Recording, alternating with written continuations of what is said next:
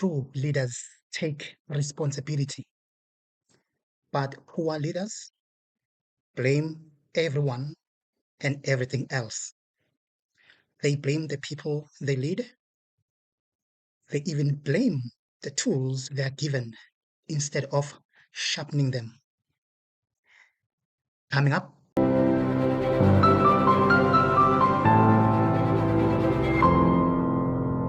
Pemmy Majodina had to report to SCOPA, to report to the rest of the parliamentarians and to the rest of South Africans as to what is actually happening in water and sanitation.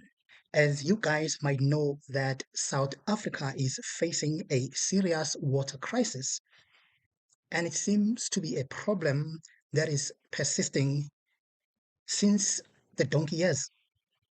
And not only that, the very same water crisis problem is also exacerbated by the rise of water tanker mafias. Yep, water tanker mafias. The sad thing about these water tanker mafias, guys, is that they are working hand in hand with municipality managers and, of course, government officials.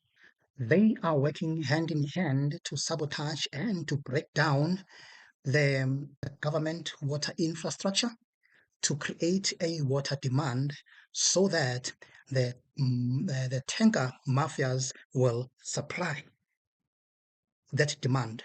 They supply the water to the communities that does not have water, and of course, charging the community, me and you, an exorbitant amount. So Mama Jodina was in the Parliament, the SCOPA, to explain what is actually transpiring. The moment she walked in, immediately she apologized, pleading to the parliamentarians not to be grilled because it's her first time, it's her maiden appearance in Parliament. Thank you very much, Honourable Chair. Honourable Chair, we're here to honour the invitation by the Standing Committee on Public Accounts to brief you members on the performance of the Department, financial management, governance and operational effectiveness with reference to irregular expenditure as well as consequence management in the main. We are pleased to make our maiden appearance to SCOPA, and when a person is making a maiden appearance, that person does not get grilled. So we respect maiden speech, maiden appearance. That is why we are here today. It is for the first time that we are coming under the 7th administration, and we do understand, Chair, you did not ignore us, but you saved last for the best. Oh, by the way, she meant to say that, Chair, you have saved the best for last. But of course, we understand. Nerves.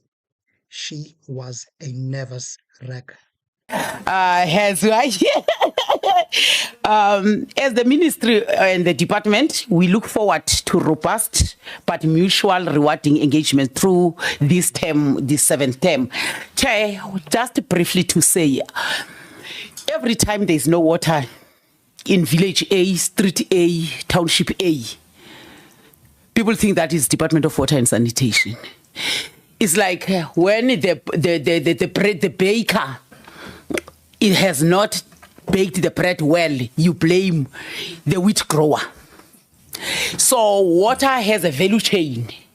We are responsible for building a water resource, be it dams, canals, water treatment plants. We regulate.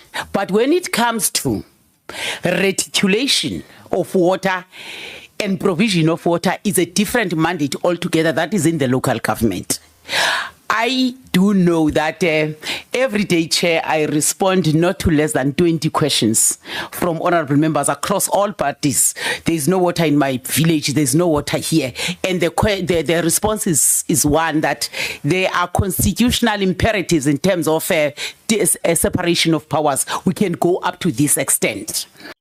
Now, if you listen to her so far, guys, she's already saying to us that whatever happens to local government, municipalities, is none of my business as Majodina.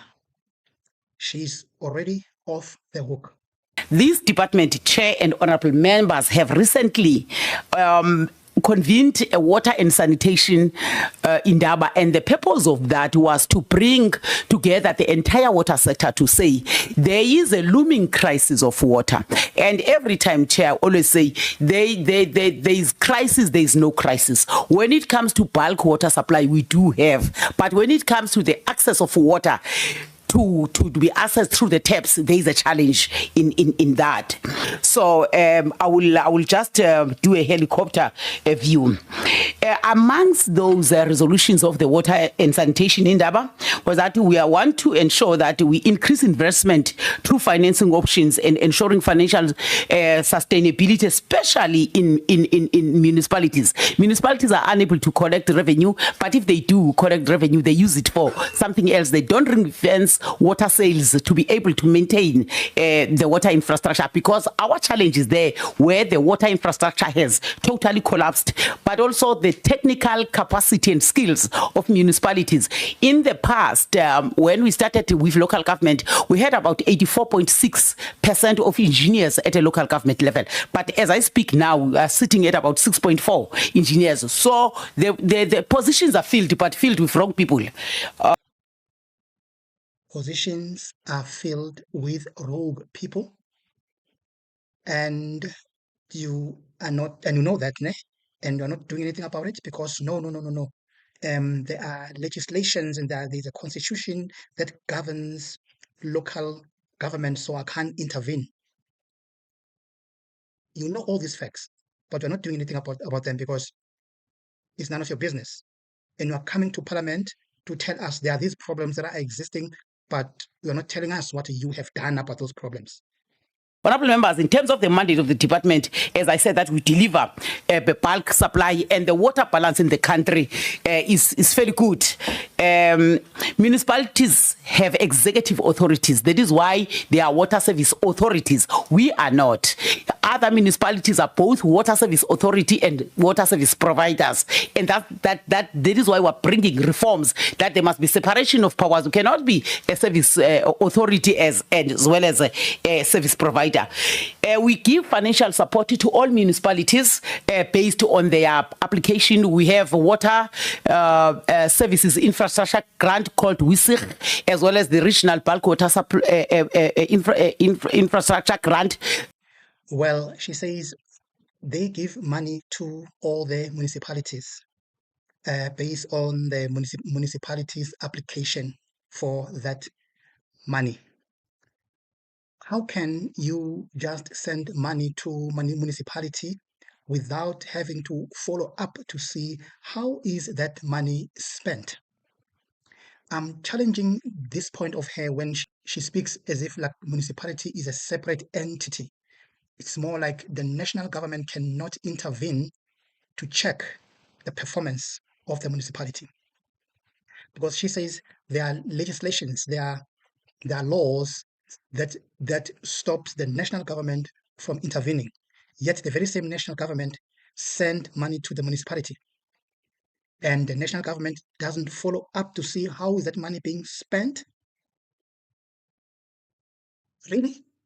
For the last financial year, we have spent 14 billion in terms of assisting municipalities. But the question will be from the SCOPA: if you spend 14 billion, why is there no water throughout the country? That will be a very good question, because what we do, we send grant, but the demand is beyond what we can give as a department. You can't send or spend over 14 billion to municipalities without going to the municipalities to check, to make them account for each and every money, each and every cent that were offered. If you just send money to the municipality without checking how is that money spent, you are enabling corruption in the municipality, because obviously municipality know that you won't come to check for their accountability of the money they received from the national government. Guys, make this make sense. 14 billion. You don't even go to check for the accountability of that 14 billion. How were they spent? But honorable members always in the House want us to intervene in each and every municipality on Section 63. One, we don't have financial capacity to do that, but also there is law that must be adhered to, that you cannot just willy-nilly intervene. Municipalities is a sphere of government that must be respected at all times. Chair, allow me not to go too deep. We have 144 water service authorities in the country, 144. But 105 are performing dismally. 144 water service authority that is supposed to assist the local municipalities to get water. Out of the 144, 105 are performing dismally. Hence now the challenge of water that you see throughout the country. Wow. Wow, guys, did you hear that? Out of 144, 105 are performing not bad, dismally, like worse. 105. A minister is telling the parliament that, and she's not telling us, even the parliamentarians, what has she done to alleviate that dismal performance of municipalities. She doesn't tell us that. No, she's telling us that out of 144, 105 are performing dismally. But she, every financial year, as a minister, she continues pumping money to those municipalities. And of course, my man, the MP member, the Umkhonto weSizwe MP member, Kwenzokuhle Madlala, didn't let her off the hook easy like that. He went for her. Listen to this. Honorable Madlala. Thank you, Chair, and greetings to the delegation and fellow members of Parliament. Name is Kwenza Madlala, a member of the committee, deployed by Umkhonto weSizwe Party. Well, the first part is my challenge with the performance outlook of the systematic outlook of performance. And it happens more often in the departments. In one other training, one guy made an example of 3 people who are employed to plant trees. 1 to dig, 1 to put a tree, 1 to cover it up. So the one who puts a tree when it's off, the other one digs and the other one covers up. And they say that's their job description. So they've done 100% of their job. Because my job is to dig. I did dig 10, which I'm supposed to do a day. Another one say my job is to put back the sand, and I did put back the sand on 10 in a day. But the one who's supposed to put a tree was not there. So the outcome is not delivered. But everyone did their job, and on a performance scale, they did 100%, or they could even do more than 10 in that day. And then we're supposed to clap hands for them, but the outcome is not there. This is what I want to arrive at. The purpose, despite the segregation of levels of government, the purpose of all these things combined is that there must be water in a tap in a household. So if it does not yield that outcome, the department at its own level or delegations of power can build reservoirs, do whatever it needs to do.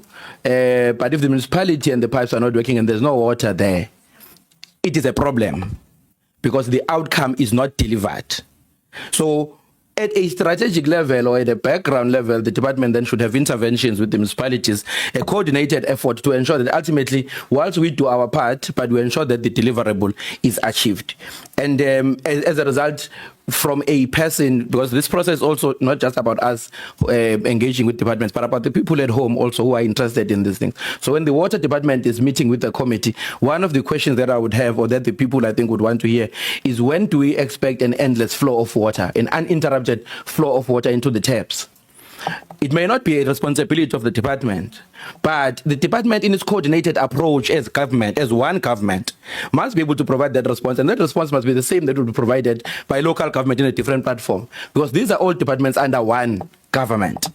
and the responsibilities cannot be what they call collective responsibility in some other terms. So that is the first question, because I mean, people are not interested in ideas or anything in anyone's head.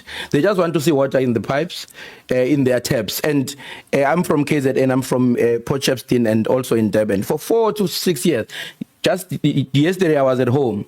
There was water in the tap in Umzumbe. But it will come back after 6 months. It was clean. There's no maintenance issues. There are no issues. But they just open it once or twice a year. And when we make follow-ups with the municipality, there's no clarity of what is the reason. Because we must speak about how are we able to maximize readily existing infrastructure and water capacity. Then we can speak about expansion and the need to, ensure that there's more coverage. But on the existing platforms, we don't seem to be having maximum capacity. So that is the first question without deliberating more of if we have an answer. If we don't have an answer, we can say, no, we don't know. We can't say this is when we envisage that we are going to have uninterrupted water, at least where there's infrastructure already. And there are no maintenance issues.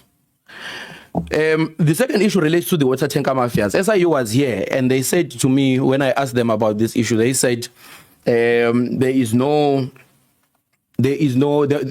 operate on the basis of allegations. There must be allegations presented before they can motivate for a proclamation and so forth. I just want to ask a specific question, then I'll go to the structured questions, Chair. I want to ask a specific question that is it also the view of the department that whilst everyone knows that there is an operation of water tanker mafias, people who close taps so that they can operate their waters, people who vandalize infrastructure so that they can have their water tankers and maximize profits at the expense of the people on the ground. Because the community fears putting formal complaints because they will know that the information will leak from government and they'll be short. So there must be never an investigation. So there will never be a commission set to investigate and look deeper into the issues of water tanker mafias because SIU says there must be a formal complaint. Even if we know the problem exists right in our faces, we're not going to deploy all available avenues of government to deal with it decisively. I want to understand if that is the view of the department on that matter. Maybe let me pause here and take answers and then I'll proceed. Thank you very much, Honourable Chair. Thank you very much, Honourable Madlala. On the water, on the value chain of water,